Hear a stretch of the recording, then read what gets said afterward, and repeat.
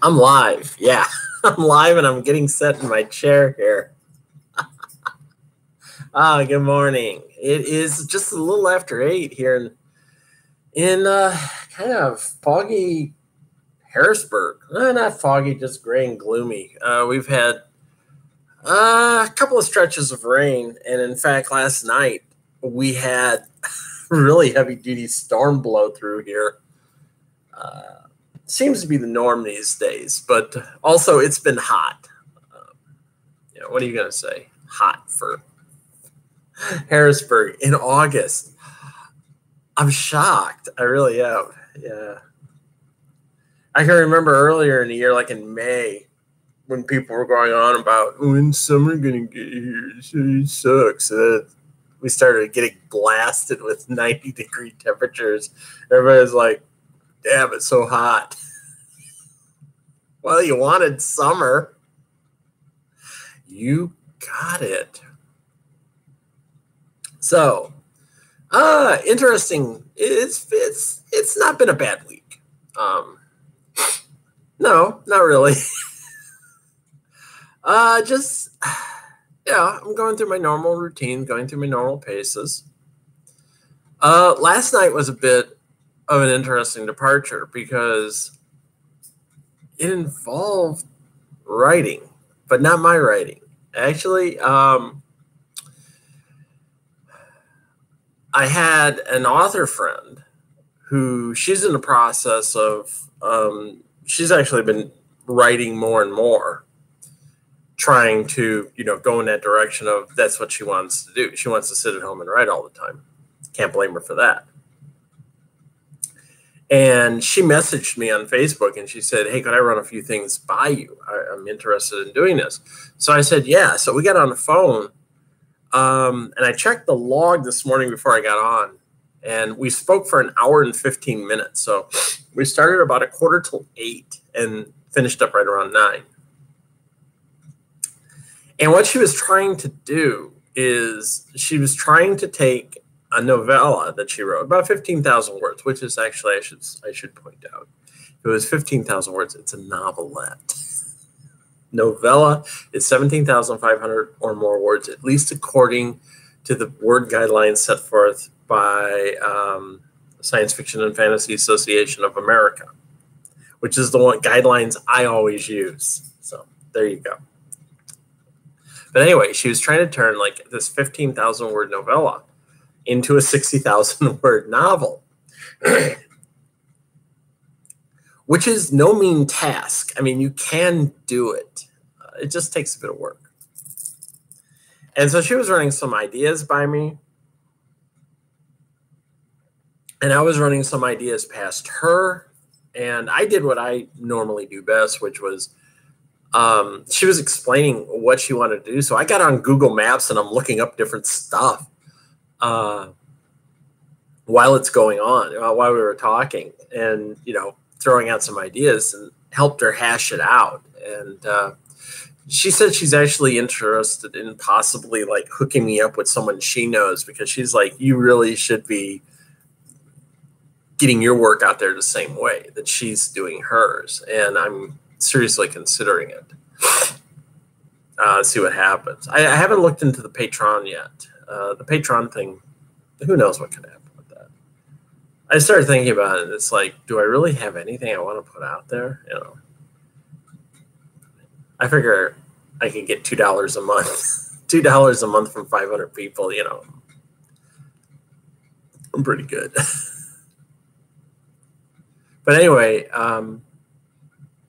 so yeah, and I didn't tell her, but I was going to look up something. After I get done with this video, I'm going to look something up and send it to her. But it was a lot of fun. I've worked with her before on doing stuff like that, where we just sort of, let me adjust. Yeah, there we go. Sort of just brainstorm back and forth on things. And we usually do tend to click a little bit when we start doing it, because she knows I love to get into a lot of those little details. And she's even said herself, I like to have, I want everything to be as true to life as possible. So we both kind of click in that area, and I was throwing stuff out. It was a lot of fun. I enjoyed that. That's one of the things that I think when it comes to world building, there are times when you like the world building even more so than you like the writing. I mean, the writing is always tedious. Yeah, everybody hates writing. Even well-established authors hate to write. Right? After a while, it's like you do it because that's your job. But the world building part is always so much fun because you can literally have a blast with it, and it's good. It's all good. You gotta love it. So yeah, we did that last night, and I had a choice. It was like I could have went out to Third and the Berg, or I could have stayed home. And I stayed home, and she happened to message, and I think I had a better time talking with her than I would have had if I went out to Third and the Berg. I really wasn't in much of a mood to go out last night. I had actually gone out Thursday night with a bunch of women with a group called Girls Pint Out. And like once a month, they go to different places where they serve craft beer. And we sit around and drink beer and talk. And I had one beer and I had one mixed drink and went home and talked. And one of the women who invites me to this is she's actually a Derby girl on another team. So we know each other. And it was fun. I had a good time. We were out. The dinner started about 6:30. I was done by about 8:45. So I was actually back in the house Thursday night by about 9 o'clock. And it gave me an opportunity to dress up a little bit. I had on slacks and a nice top, something I haven't worn in a long time. So, yeah, I was able to get out and do that. And I would think I was the only one who wasn't wearing either flip-flops or sandals that night. I had my red flats on, and everybody else was either in flip-flops or sandals. Yeah. So I'll remember that.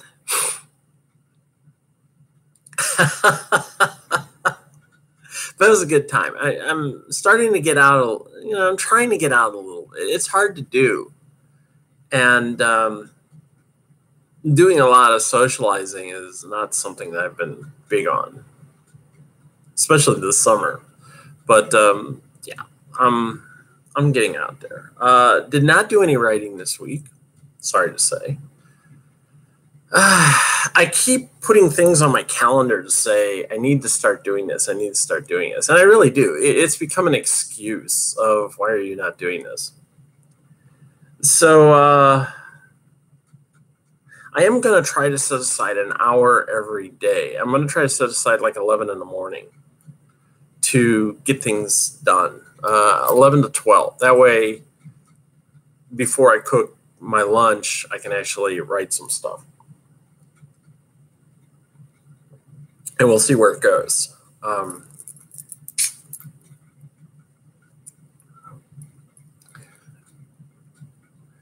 I do need to finish off that one scene. I do need to finish off the chapter with Annie and Carrie and Yule, and then figure out where I want to go from there. I know one of the things where I could go, but it brings up the whole question of, am I going to show any more excerpts on my blog? And the answer to that is, I don't know. I mean, if I do something like a Patreon, or if I do something like, what me and my author friend were talking about last night, it really wouldn't do good to put out excerpts. And I'm not too worried about somebody actually going back and reading my blog, so they don't have to buy a novel, because let's face it, reading a novel in 500-word increments, especially when it's like, 325,000 words or 350,000 words, that takes a lot of time. It's really time consuming, and a lot of people will not click through that, So I'm not too worried about that. I'm not worried about going back and scrubbing my blog to get rid of all my excerpts and shit like that. I'll probably just keep it out there, and somebody wants to cheap ass me and Read my novel that way. In reality, the A-level novel is not completely out there. I never put the entire A-level novel out. And there's even bits and pieces of the B-level novel that are missing. So, or rewritten, yeah. So you could try reading the entire B-level novel online if you want, but good luck with that. Get tedious after a while. Yes, it will. Yeah, it will. It'll get real tedious. Let's see. I've talked about writing. I talked about social. Oh, I forgot to mention that last night after talking to my author friend, I sat down and watched Henry Portrait of a Serial Killer, which is one of the most disturbing movies ever put out. It really is. If you've never seen it, you should watch it. But I mean, it's pretty disturbing.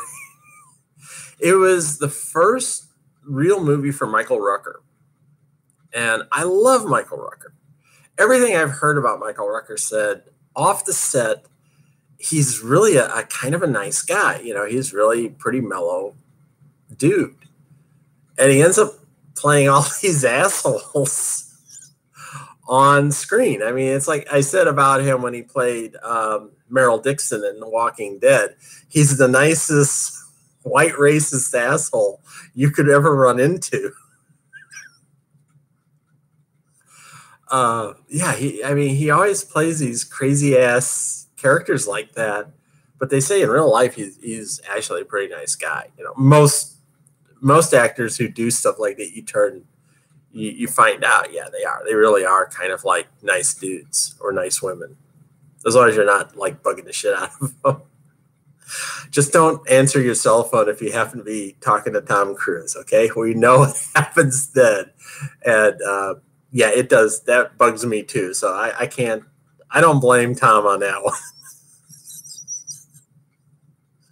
You know, he's investing his time. And then some guy's like, oh, my cell phone, hold on, I got to take a call. But it's a really brutal film. It's 83 minutes long, and it's just a brutal-ass movie. The way they filmed it, it was actually filmed on, like, I think 16-millimeter film, and then they moved it to 35-millimeter stock. So it has this look as if somebody was filming it with a camera, I mean, like a handheld camera, throughout the entire film. It doesn't have a very professional, polished edge to it. And in fact, they held it up for release for 3 years because the producers, when they got this, they were like, the hell is this? This is bullshit. And they finally showed it at a film festival, and it blew people away. In fact, one of the stories was that after the one film festival where they showed it, there was just complete silence because people couldn't believe what they'd just seen. And as the director was walking out, he said, a guy grabbed him and he said, you can't do that. And he goes, do what? And he says, you let, he said, you know, the main character, he's not being punished for all this shit he did. You can't do that. And the director just looked at him and said, I think I just did. You know. But anyway, yeah, it's really brutal. There's like a lot of weird shit going on. One of my derby friends, who is a big horror aficionado, said that there is one scene in particular, and I think I know which one she's talking about, that she cannot sit through. It's just too disturbing for her. And she is a huge horror aficionado. So if it's disturbing for her, it is. There's a couple of scenes where I was like, I had forgotten, because the last time I saw this movie was like in the early 90s. And I had forgotten some of this shit. And I was like, ugh. I forgot about that. But it was Michael Rooker's first film. He was actually working as a janitor when he auditioned for the film, and he auditioned in his work clothes. He just showed up and auditioned in his work clothes. And they said that was actually one of the things that got him the part, was he didn't come in looking like he was all prepared and stuff. He just showed up after work and auditioned for the film.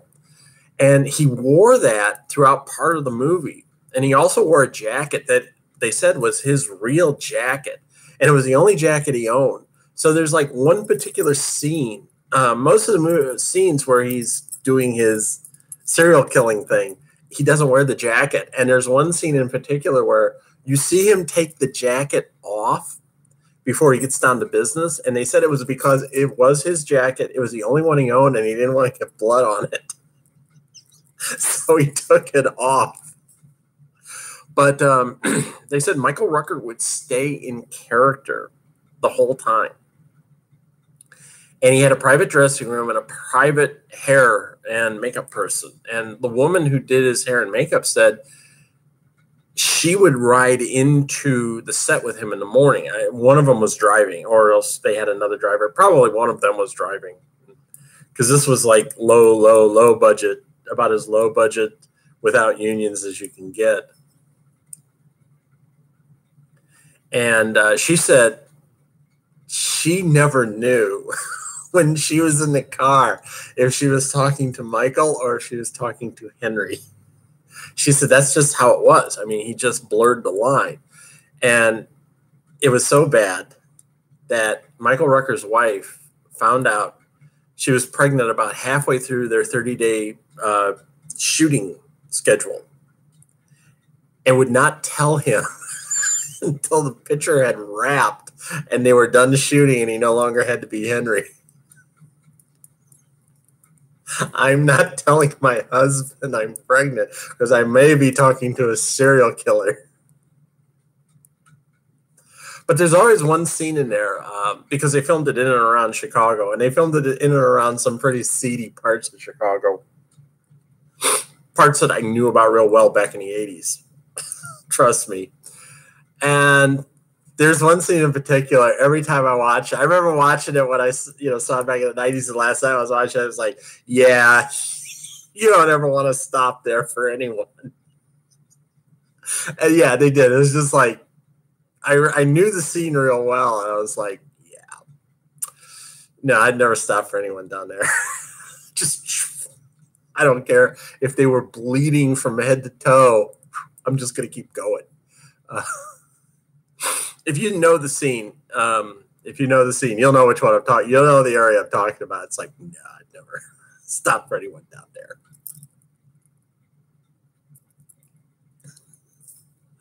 Yeah, parts of Chicago, parts of any big city are like that. But yeah, don't want to do that. That's a good film. If you can stand, I mean, the gruesomeness. The funny thing is, I mean, it's bloody. And because they couldn't do a lot of special effects, a lot of the stuff involves just like neck snapping and stuff like that, because you can fake that.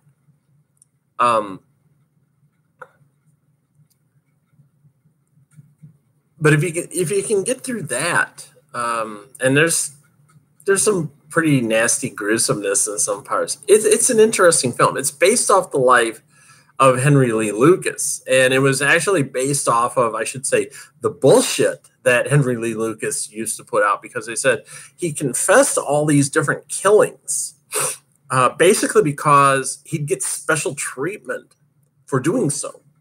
So they said he'd hear about these killings and just confess to them. All they really ever got him on, he was finally convicted of killing 11 people, but he claimed to have killed like 60 or 70 people total. And they're pretty certain now that he was just bullshitting his way, because he got special treatment every time he confessed to a murder and would talk about it in detail and stuff like that. And he basically was jerking the cops off, telling them, how he killed these women, when in reality, he was probably never even in that area of the country. And a lot of the killings in this movie are based off of stuff that Henry Lee Lucas claimed to have done. In fact, the very first clip is of a murdered woman. And they got the details on how she looked directly from stuff that Henry Lee Lucas had stated about how she looked and everything else. So there you go. But yeah, Henry Lee Lucas, he only killed 11 people. Yeah, he didn't kill 60 or 70. Only 11. I like that. Only. What are you going to do? Dude was bad. It reminds me of the line from Richard Pryor when him and Gene Wilder filmed Stir Crazy. And he said that they filmed it in the actual, I think it was Arizona State Penitentiary. And at that time, he was like, I thought I was going to get in there. And it was going to be like, oh, this is cool. I won't be in here with all these brothers who've been fighting oppression and everything else. And he was just like, no. Thank God for prisons. He said there was one guy in there actually killed like his wife, his mother, his father-in-law, his mother-in-law, and one of his cousins and somebody else. It was like he just killed 6 people at one time. And Pryor was like, why'd you do it? And he was like, they was home. And Richard Pryor's like, okay. They was home. I just felt the urge,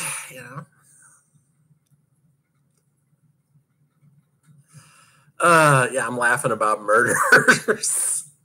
I don't know. There's people who enjoy true crime. In fact, one of my favorite books of all time has always been Helter Skelter. Because when that came out, that really was like one of the first real true crime novels, if you want to call it that.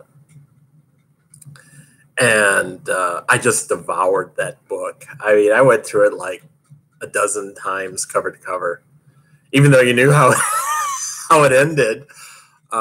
Because it was so bizarre. You start reading all this shit about what really happened with the Tate LaBianca killings, and then you just go, wow,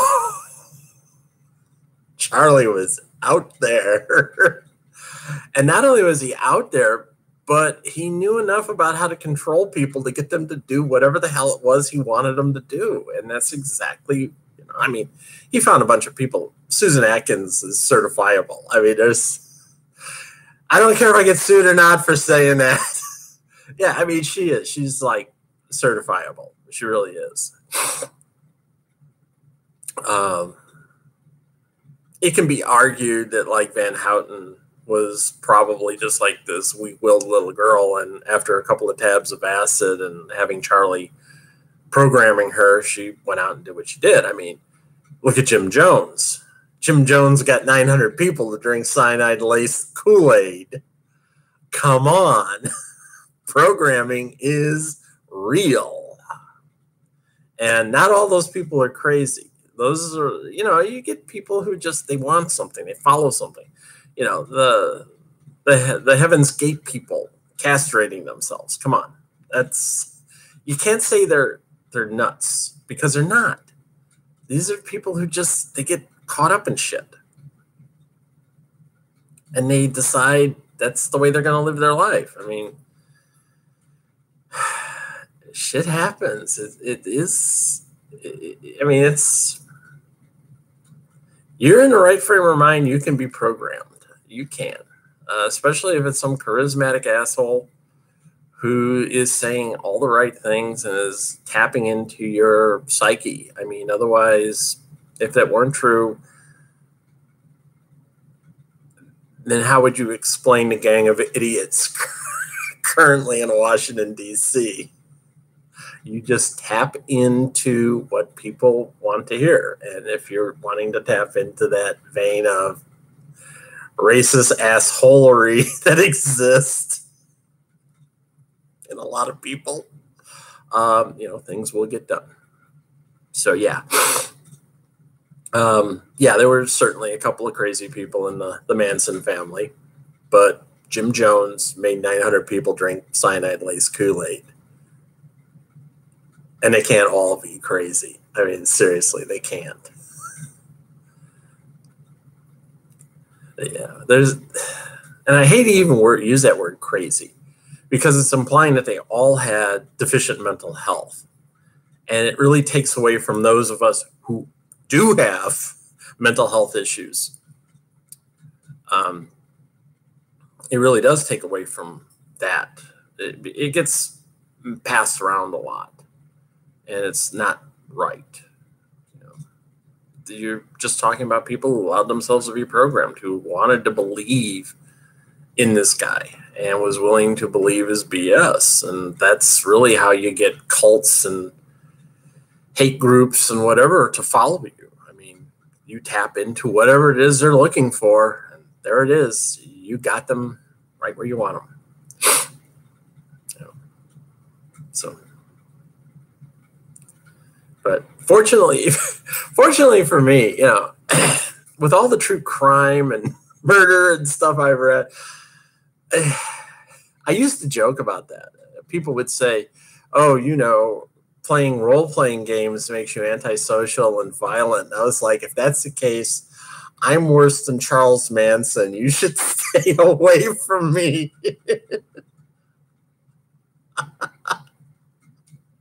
Charlie's got nothing on me.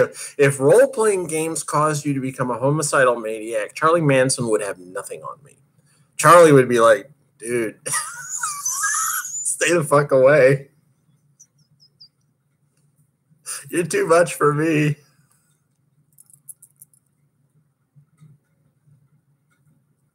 All right, let's get off of this shit. You can tell I'm having fun.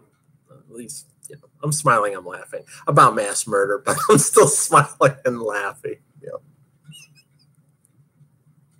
Oh, this week in Derby, because I always got Derby shit to talk about now. I went to my clinic on Monday night, busted my ass. Oh yeah, did I bust my ass? Right at the very end, I got woozy. It was a 3-hour clinic, and right at the very end, I got woozy. I mean, literally, we were doing cool down laps, and I rolled off the track to sit for about 30 seconds because I was starting to overheat. And then Smarty Pants, who was the player, coach, doing the clinic, she's a retired player, used to play with the Texas Roller Girls.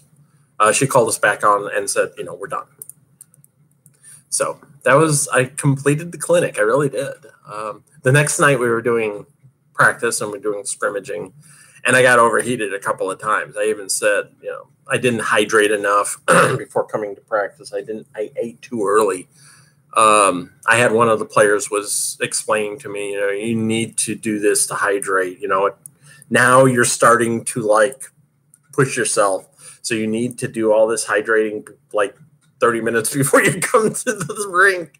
And you probably need to eat something about 30 minutes before you come to the rink, because I was just getting real overheated and had to take my helmet off at one point because I could feel my head was heating up. So, there's that. I was scrimmaging. I made mistakes. I knew I made mistakes. I apologized. I told my team captain at that point, I says, look, I will get better. And she goes, oh, I know. She goes, I wasn't calling you out. I said, well, it would have been okay if you had. I said, I realize I'm making mistakes. I said, I'm really now full-blown scrimmaging with you guys. And it's different. And she's like, no problem. She goes, I wasn't calling you out.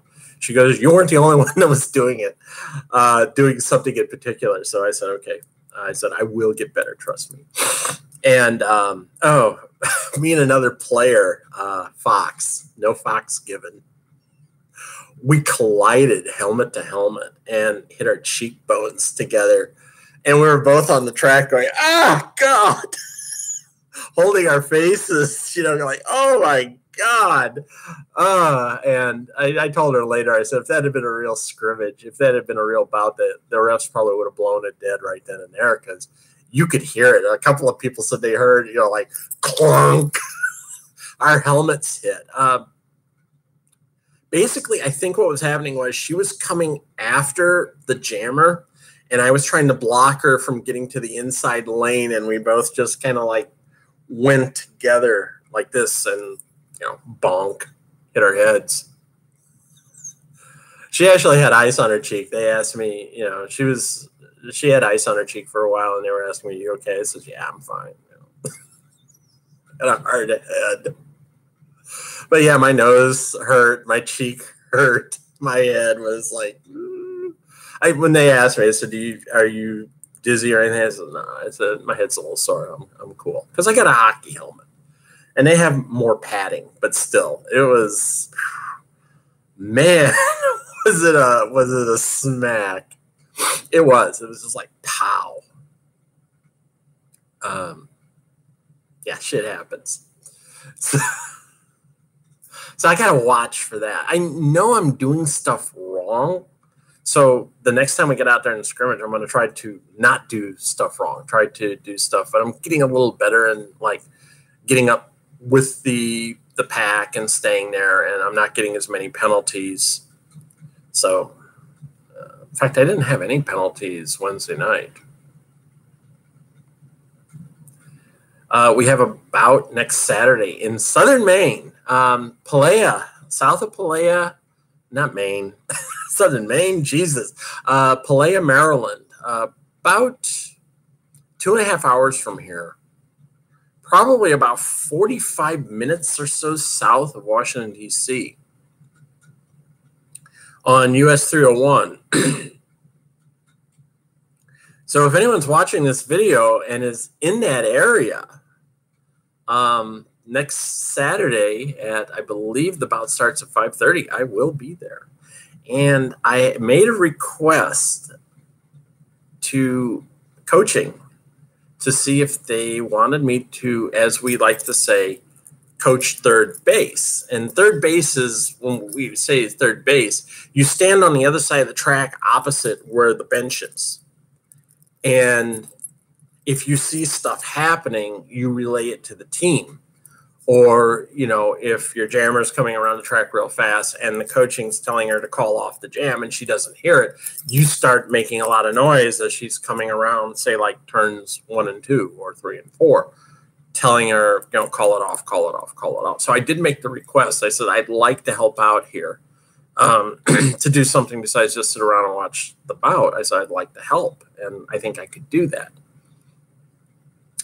That way you don't have to worry about putting another player out there, player who isn't playing, they can help in other places. So I said, I think I can do that. I haven't heard anything back, so we'll find out.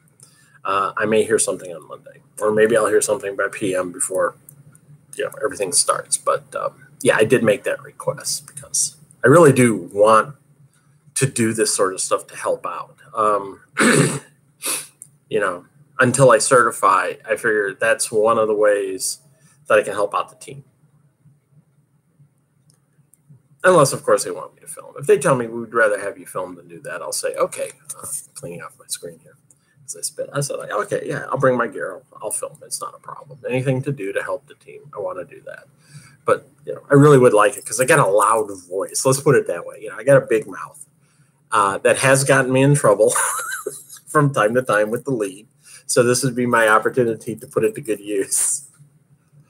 But yeah, we will be taking the 2.5-hour trek down to Pelea, Maryland, to play the 301 Derby Dames.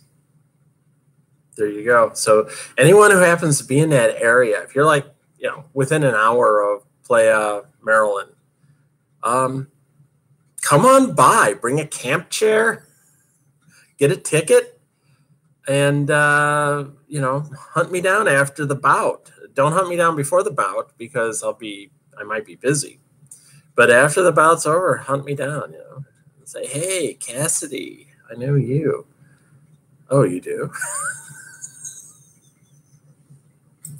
I'd probably be like, where do you know me from?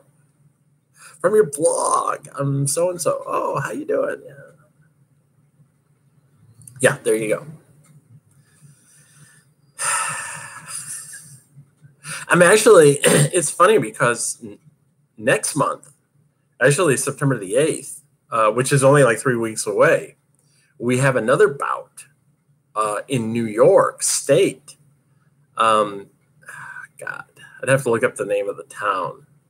It's about 20 minutes to the west of Binghamton. And I have a friend who lives in Binghamton.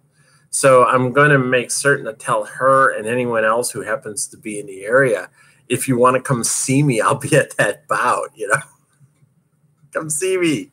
I won't be playing, but I will be at the bout. I don't know what I'll be doing, if anything, but I will be there. So, yeah, the next 3 games are away games. And then once we're done on September 22nd, we don't have another bout until November the 4th. I mean, yeah, November the 4th. So that's the one I'm hoping to make my first game. And gives me a couple of months to get bout ready. About 2.5 months to get certified and bout ready. So I'm hard at work. I'm doing my best. In the meantime, I have my partner from last Freshie recruitment night, and I got her all geared up. Got her skates. She's getting her skates. They've been ordered. She hasn't quite gotten them yet, but I've been helping her out. I have another person who she wants me to take her gear hunting on next Friday. And I told her, yeah, sure. You get paid next Friday. Let's go get your gear. And we'll do that. So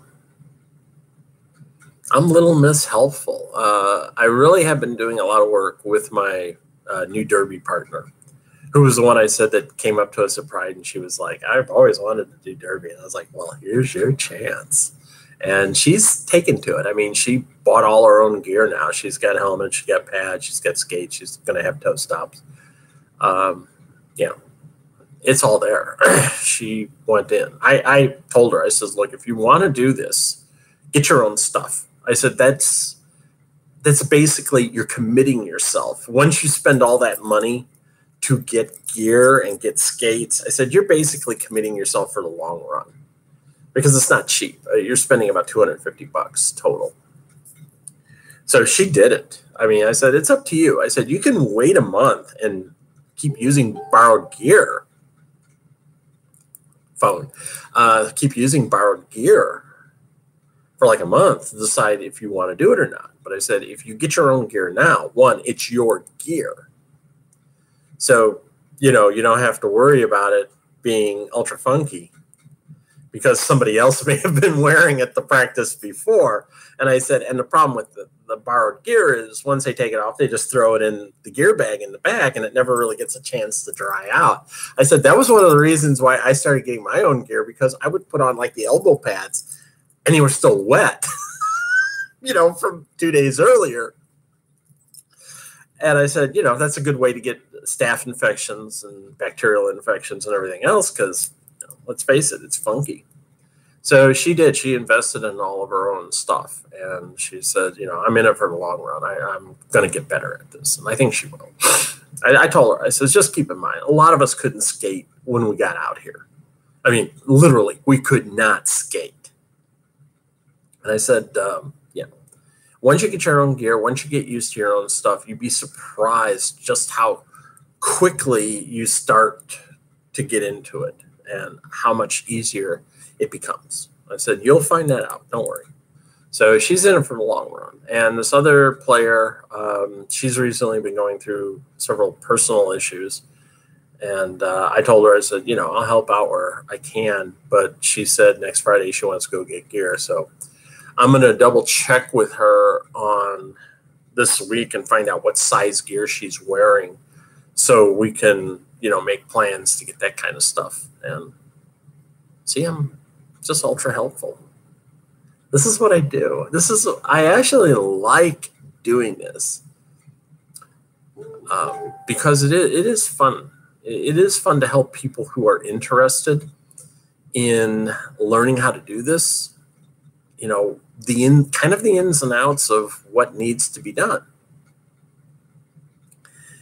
And if I can impart that, then I've done something good. I've always said that I want to try to make some kind of impact in the sport.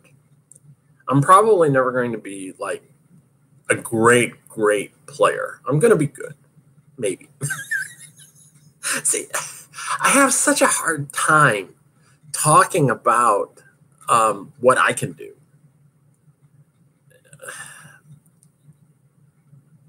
You know, I spend so much of my life being told or believing that I'm just this enormous loser that it's really hard for me to talk about the good shit I do.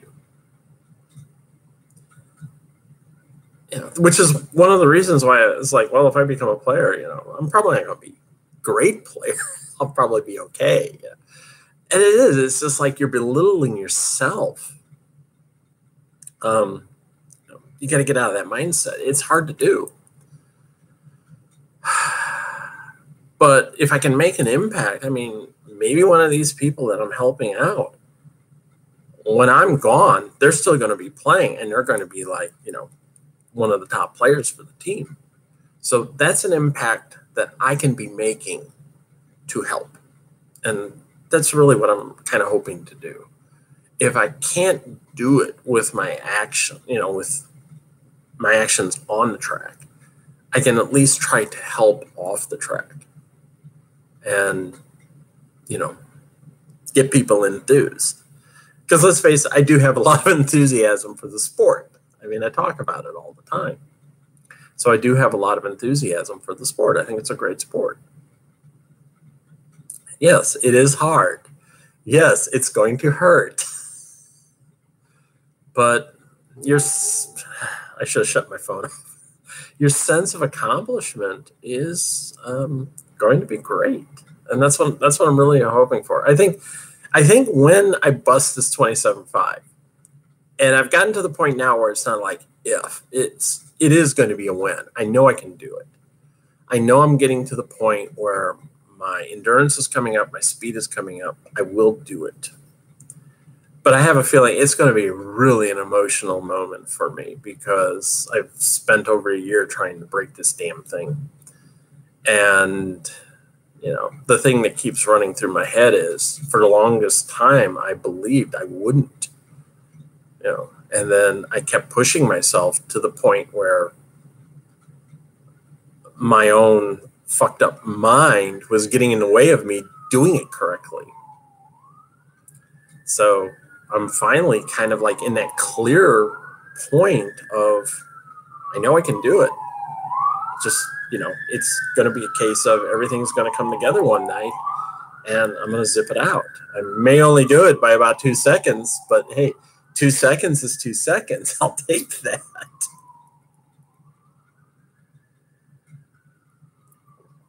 You know, 2 seconds is 2 seconds, baby. You know. Is getting a 4:58 better than getting a 4:55? No, but I've still done it in less 5 minutes. I don't care.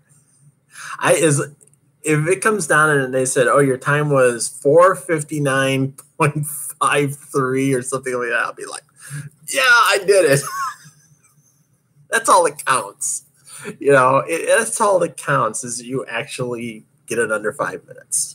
So,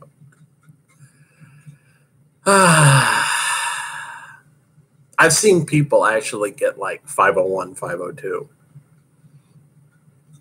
And that would probably kill me if I did that. It really would. One of our jammers, her first attempt at a 27.5, because she was fast, and her first attempt at a 27.5 was a 5:01. And I videotaped it. And I went back and looked at it. And I was just like, man, that was the ugliest 27.5 ever because she had no form. She just looked like she was about ready to fall at any moment when she was on the track. And even one of the coaches, she said, when you get your form down, you'll kill this right off the bat. But yeah, it was just like 5:01 on her first attempt. I was just like, oh my God.